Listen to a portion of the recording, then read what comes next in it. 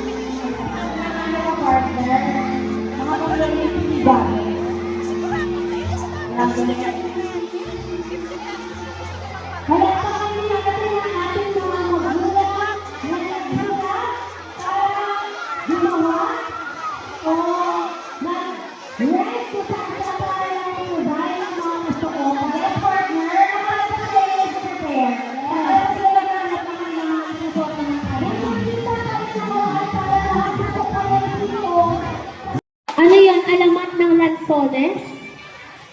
Pwede ba makapitas niyan?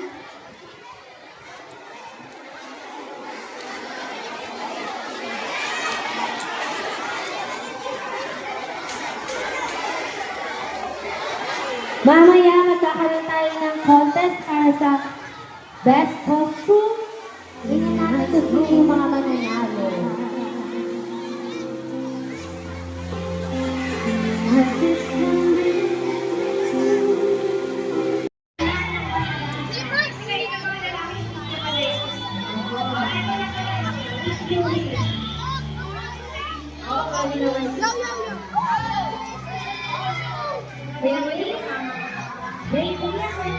Wow, ang gentleman!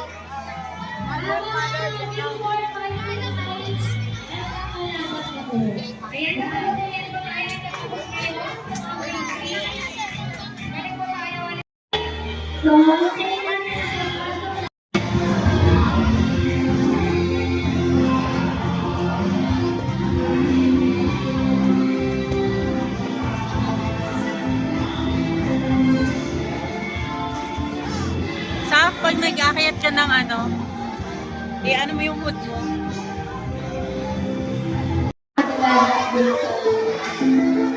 Okay, so nandito na ang ating mga panahon at sila po ay natutuwa na kanilang matakbuhan ang ating sarada. Dahil sa nilang nanonood.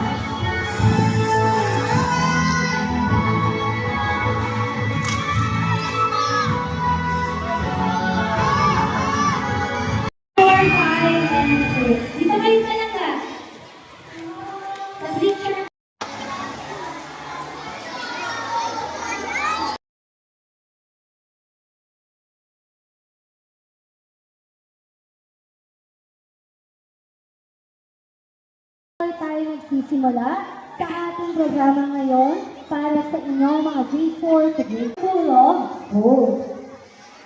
This day, sa isang masiglang at makabuluhang umaga sa ating lahat, mga guro, magulang at mag-aaral at ang ating mga panauhin sa umaga nito. Ngayon po ay ating sinaselebrate. Ito ay liwanag, lakas at tulay na magtutuktok sa mga bata mula sa kanilang mundo ngayong tungo sa mas maliwanag at makulay ng mga bukasan. Ang bawat tarik na pag-asa sa simpleng paghawak nila ng isang aklat, nagsisimula ang kanilang paglakad at sa bawat kwentong kanilang narinig at binabasa. Hindi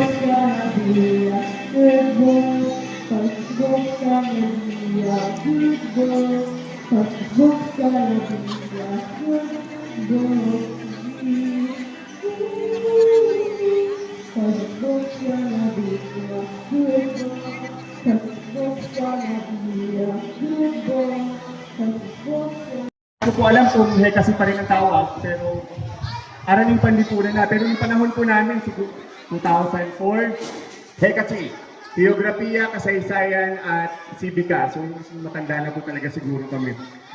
Dahil sa mga libro namin sa Hekasi, dinala kami sa Bohol, nakapunta kami sa Bohol, nakapunta kami sa Albay, sa Banaue, tapos maraming lugar sa Mindanao. Dahil din sa librong yun, nakilala namin si Jose Rizal, si Bonifacio, si Aguinaldo, at ang tatlong paring martir na sabi ng mga PBB housemates namin ay mga Joha.